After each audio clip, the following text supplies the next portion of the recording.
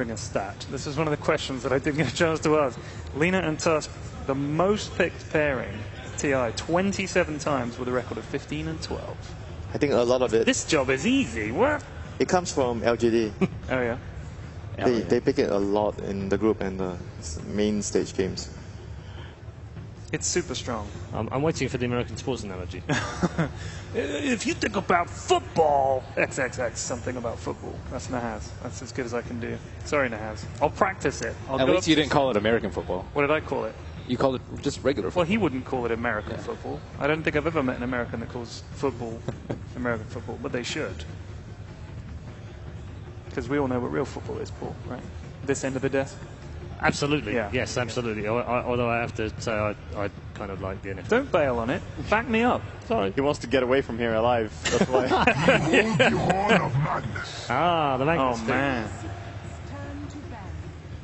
So they have the RP and the song combination now, and if Rubik gets a good AoE steal as well, they can pull some nice combos here. It's only the 7th pick at TI5 for Magnus. It also suggests that there's going to be a melee carry coming out from Virtus.pro. If we assume it's going to be a support Naga and Rubik, then they're still looking for one carry or a mid laner. If I think carry is much more possible for melee hero to come out right now, I feel. Sven? Could be Sven, maybe. Slot, we've seen Slot today. Slot is really good with Magnus, and if you look at their lineup, Medusa, man.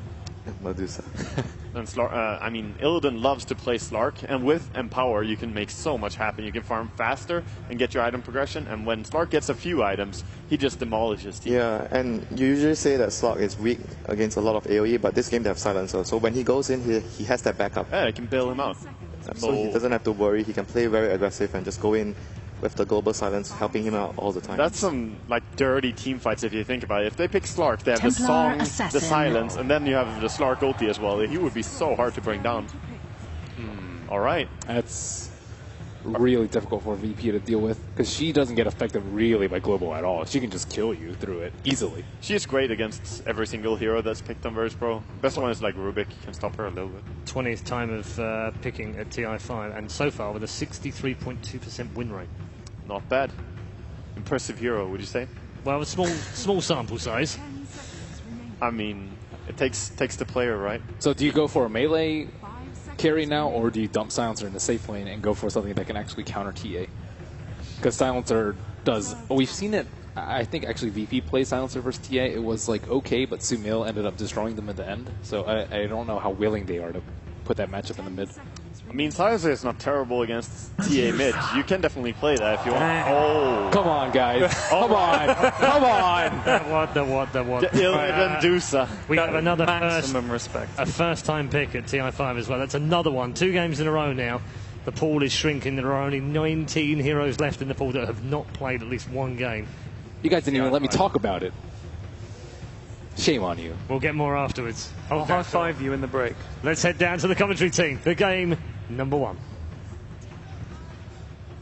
That's right, another elimination match on our hands. Virtus.pro facing up against Team Secret, who are supposed to be the favorites of this tournament, are now seeing their tournament lives on hand against VP. Blitz, you had a lot to say about this draft, starting off with the Lina carry. You had this one from the get-go. In the first 1-2, you said this is either a Lina support or a Lina safe lane farmer. Why is that? Sorry, I saw some sign.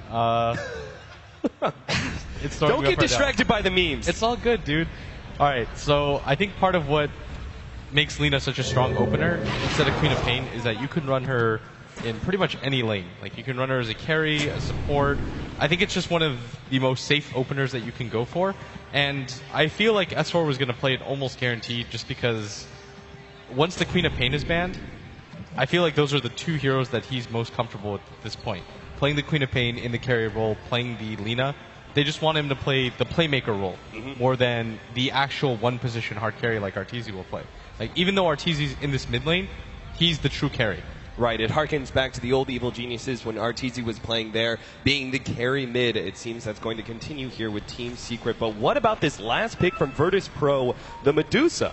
Hero we haven't seen hardly at all in this patch. Why is this our last pick? I think in this game in particular, you have a lot of different ways to defend her. It's a silencer who will be playing in the mid lane, so he'll get level 6 relatively early, and he'll get a good amount of farm, but they have a lot of different ways to protect the Medusa. This is a hero that toe-to-toe can stand up against pretty much anybody on Secret. It's going to be incredibly hard for them to burst her down, even with the Luna Aghanim Scepter, and so I think it just works incredibly well for their draft. Yeah, certainly a big late game advantage to Virtus Pro, so Team Secret are going to have to play this a lot more aggressively, perhaps more aggressively than they're used to. You can see already S4 getting some free shots against DK Phobos. He does secure the bounty rune, and so too does God grab the bounty rune for his silencer. So VP already with a great start there, especially with Lil doing some body blocking. What about this mid matchup? Templar Assassin versus Silencer. Is this going to be like a couple levels in Curse of the Silent just to try and put some pressure on that refraction? I don't think so. You can grab 1 or 2 levels, but I just feel like maxing the Glaives of Wisdom is so strong, which he's going to go for right now. The attack speed on Silencer is actually quite good, but G's got to be careful because the Earthshaker is going to be there with the stun, and it's a pretty okay matchup as long as you don't overextend. You can go for the last word. What he's doing right now is really smart. He's just right-clicking RTZ non-stop because RTZ actually went for the Wraith Band, meaning that he's got 3 refraction charges by my count. Like, he can use it 3 times, and if he just gets zoned out like this and you pull creep aggro correctly, the TA actually can't stand in the lane. Yeah, especially now with Curse of the Silent taking away more of those refractions. Soon as he sees the refraction popped, he immediately uses that Curse of the Silent to put more pressure on RTZ, especially since he's not going to be getting that quick bottle, at least not fast enough. He will run out of those charges, and G may be able to take control of this lane. Now, let's talk about some of our other off lanes, such as DK Phobos, who has to use the Skewer to be able to get away from the Tuscalina combination at bottom. It seems like a very kill-heavy combo between these two. DK Phobos is going to have to play this a bit careful. I actually think this is a lane he's going to do okay in, or at least get levels, because when you're playing a core Lina, especially in the short lane, the weakness is you either go for the CS or your last hitting, or you're right-clicking him, and most of the time you're just going to be playing the CS deny game, which he's doing right now. And DK Phobos, as long as he only approaches when he has mana for Skewer and the cooldown off, he should be perfectly fine. All he has to do is make sure he stays ahead of the Snowball and ahead of the Ice Shards. If he can't get the Skewer off, he'll easily be chain stunned down and perhaps may end up dying. Zai, meanwhile, is going to be our other offlaner. He's going to be playing the Darkseer, just picking up the banner room at the top lane. He's going up against the Dusa, Lil's Rubik, as well as FNG's Naga Siren. Now, this is another one of those safe laners, despite the fact that it is a hard carry. Oh God, is going to be not quite caught out. The Ice Shards and Fisher combination doesn't block him in, and he will be able to escape and continue his pressure immediately onto RTZ. But going back to it, a safe laner who is actually self-sufficient. After a certain amount of time, you can afford to leave the Medusa alone in a lane against a Darkseer. Yeah, she can pretty much zone him out. The build that he's going for is that Mystic State really strongly, and so he should be able to kill the Ion Shell creep really easily. Right now, what causes me concern for Secret more than anything is this mid lane, where G, I mean, Silencer's a hero that just naturally dominates the lane. You can't really go up against him toe-to-toe, and one of the weaknesses of TA is that she does a good job CSing, but it's really hard to pressure with her pre-level 6, and you're seeing that right now because he's pretty much just spamming to keep her out of the lane. And this is not something you want if you're Team Secret. Like, I'm used to seeing RTZ pretty much dominate the mid matchup, or at least win heavily in CS. Yeah, he's actually being forced to do a little bit of neutraling. Now, he does have the hard camp that's stacked up a couple times, and that will be a good way for him to come back into the game. But for now, hold up, Snowball, DK Phobos, Fisher, Light Striker rank, Wills land, and DK Phobos is not going to be able to get the Skewer in time. S4 picks up the first blood. Yeah, they just played the spacing game perfectly there. Puppy with a really nice fissure, and Secret set that up really well, but this is a lane that you expect for them to get a kill here. Yeah, absolutely. DK Phobos, as you said, should be able to get a decent amount of experience and maybe even some CS via the Shockwave, but it's just the triple stun lane that's tough for any offlaner. RTZ now comes back with full HP, full mana, and then is immediately rebuffed by G. Already being brought down to below half HP and is rapidly running out of tangos. Yeah, and this is no longer a matchup, I think, where they can gank for him anymore, or it doesn't really matter if they gank him because he has boots. This is going to be incredibly hard to kill him, and they might actually just make an attempt for him here mid. Yeah, slowing him down. To the last word. This might actually just kill him. One more hit. Yeah, they're going to slow him down with the last word. A couple more right clicks. G, it is nighttime, making it a lot harder. He's going to live with 49 HP. Now G, he's in some serious trouble. Kuro actually picks up some illusions. G turns around trying to go for RTZ, but he pops a refraction, and G will end up going down. Silencer just getting a bit too aggressive, searching for that kill on Artur. It would have been a big boon for VP's laning phase if they'd gotten that kill, but the result is Secret are able to sneak in with their supports and get the counter kill. I think in some ways that just goes to show how much respect they have for RTZ, because that dive was probably not going to be successful in any case. Right. You can dance around the tree line at nighttime. The Silencer doesn't have the best way to spot you. Both of his spells were on CD, but he dove it so hard because there was a chance of killing him. And the TP support is there.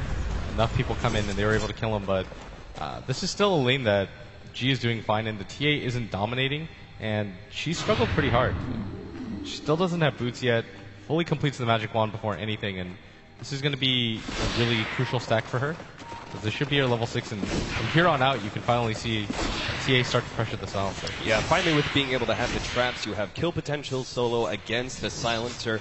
Just lay down 1 or 2 traps. This, of course, means it's a little bit important for VP to either always have a support behind G, or even laying down an early counter ward, just to make sure the middle lane is cleared of those pesky traps. But while RTZ is farming up that hard camp, we've got Kuro, who's now going to take over the middle lane, getting that free experience. And our Magnus, DK Phobos, is actually just now heading back to lane. Comparing him as well as the offlaner Zai, he's level 4 and Zai is only level 3. Even when VP have rotated their supports into the middle lane, Zai is still not catching up to the Magnus. It's just one of those lanes where he can't really afford to come up because Lil is just going to give him the right click, right click, right click. So he just has to stand back, spam Ion Shell pretty much, hope that the lane pushes up. I'd actually kind of like to see him just go to the jungle. Because he's not really pressuring the Medusa too much here.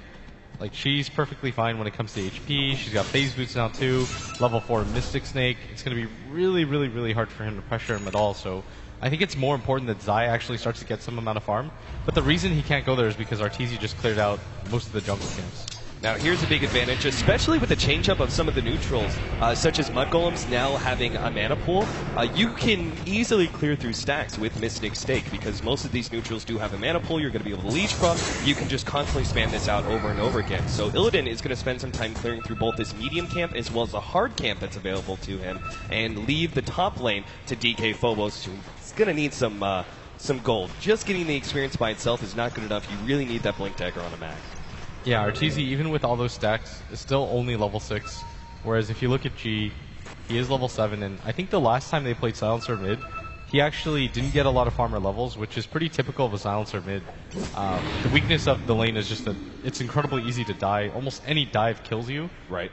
So you need to have a really good start, but RTZ might just pick up Illidan here, and no, they're going to go for Lil instead. It looks like they still have the 2-man smoke. They're going to come over. He's got a global there as well. They're going to go for G. Will be able to catch him out. The burst damage isn't quite there. He's going to be able to get away thanks to the telekinesis of Lil. Now S4 is going to have their turnaround with a global silence. They pick up the free intelligence, and now RTZ, well, he's stuck in a bad place here. He's got the TP, but can he actually get out of this situation? It's all 5 of VP running him down, and RTZ is definitely dead.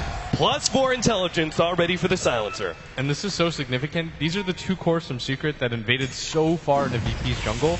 So it costs VP almost nothing, no time at all. They'll just go back to their fountain. It's a really short trip.